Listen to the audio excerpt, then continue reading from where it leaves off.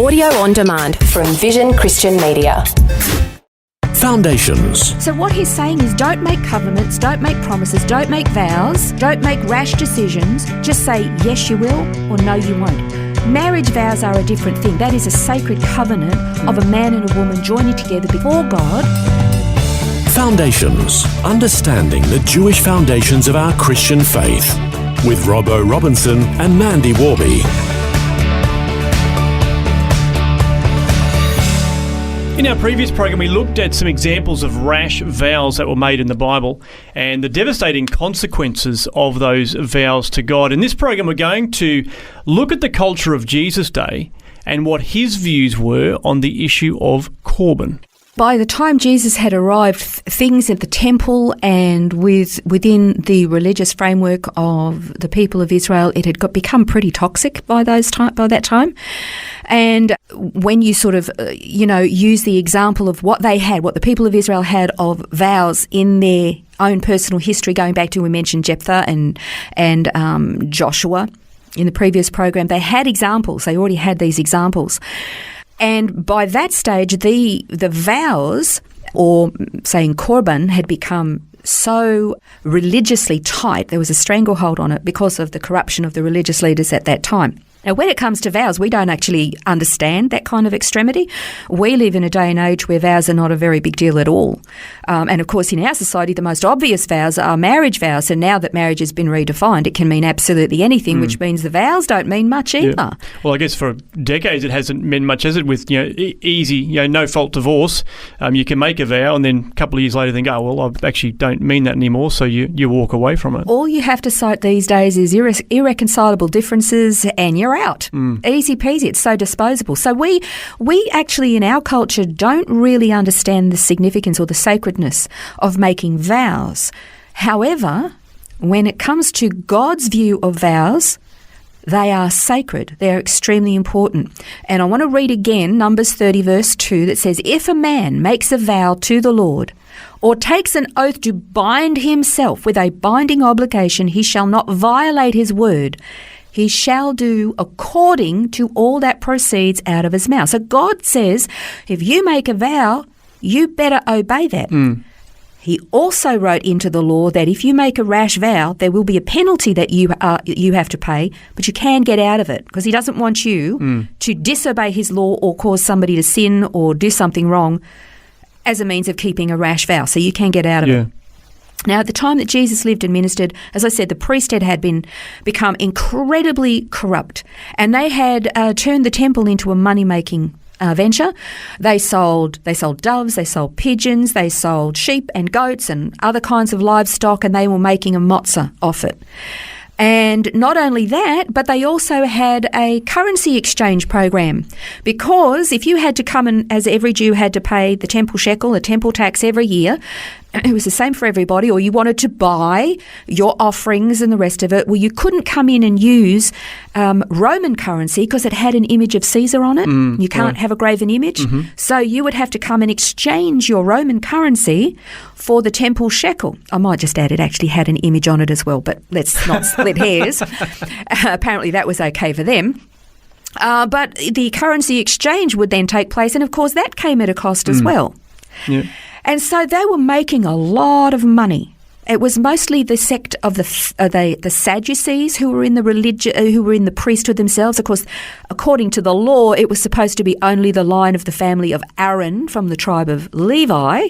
That didn't matter by that stage. They were all corrupt. So they got the monopoly on the power. They set up this business within the temple and they were getting very rich. Another thing that they were doing was that anybody who made these vows of Corban, something that was going to be dedicated to God, they were of the opinion that it must be given to God and therefore, by default, given to them at the temple.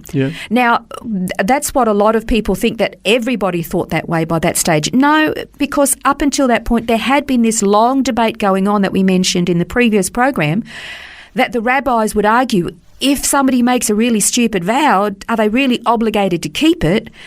And some were saying, no, because you can't contravene God's word. Others were saying, well, they made a stupid vow, they've got to obey it, you know.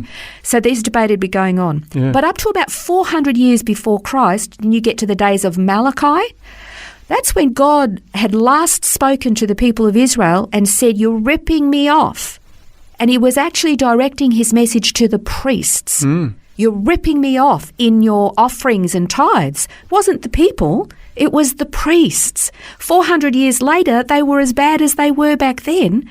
Jesus comes up and he's so cranky about what they've done to the temple. Well, he said quite a few things, didn't he, during his time of ministry, directed to those, the priests and the leaders in the church or in the temple. He was very vocal. Was very direct with them, saying about that and talking about this issue of making a vow, but then contravening God's word in the process. But they felt it was okay. Yeah, exactly. In fact, I just want to read from Mark chapter 7.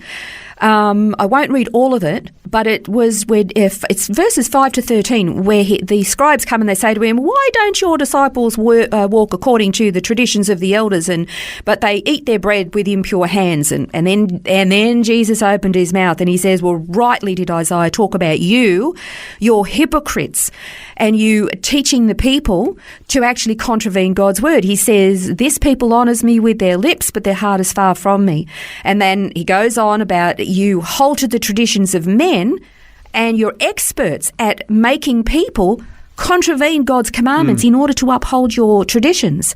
And he actually said that, Moses said, honour your father and your mother, and he who speaks evil of father or mother is to be put to death. But you say, if a man says to his father or mother, whatever I have that would help you is Corban, that is to say, given to God, and you no longer permit him to do anything for his father and mother, thus invalidating God's word by your tradition, and you've made that you have handed down, and you do many such things as this. Now, the issue with parents was that you got to understand, there was no social security in those days, no old age pension, no aged care facilities.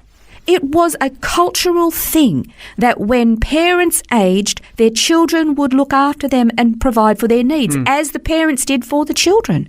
And in some cultures in the Middle East, that still happens today.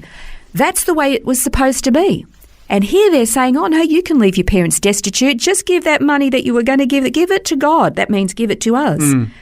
So therefore, they're actually telling the people, break God's commandments and give the money to us. Yeah. And that was the problem. So, during Jesus' earthly ministry, he had to deal with this kind of thing. What did he say about making promises or oaths or vows? He said this, Matthew 5:33 to 37. You have heard what the ancients were told. You shall not make false vows, but shall fulfill your vows to the Lord. But I say to you, so here's in other words, he's saying, that's what they said. I say to you, make no oath at all, either by heaven, for it's the throne of God, or by the earth, for it's the footstool of his feet, or by Jerusalem, for it's the city of the great king. Nor shall you make an oath by your head, for you cannot make one hair white or black, but let your statement be, yes, yes, or no, no. Anything beyond these is of evil.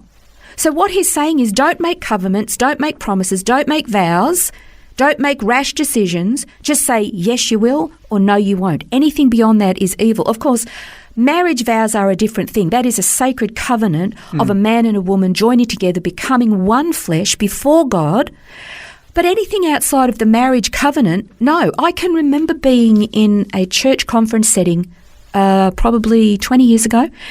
And, you get caught up in the excitement and the emotion of what you're hearing over several days. And from the platform, everybody was asked, make a covenant. Let's make a covenant together. And I can remember feeling at that point decidedly uncomfortable.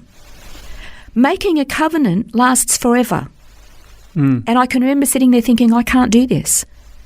And just as well I didn't, because covenants are extremely important. My life has moved from that particular group. I now don't even live in the same state. I'm in a different place. And yet had I made that covenant, it would have bound me to keeping that covenant.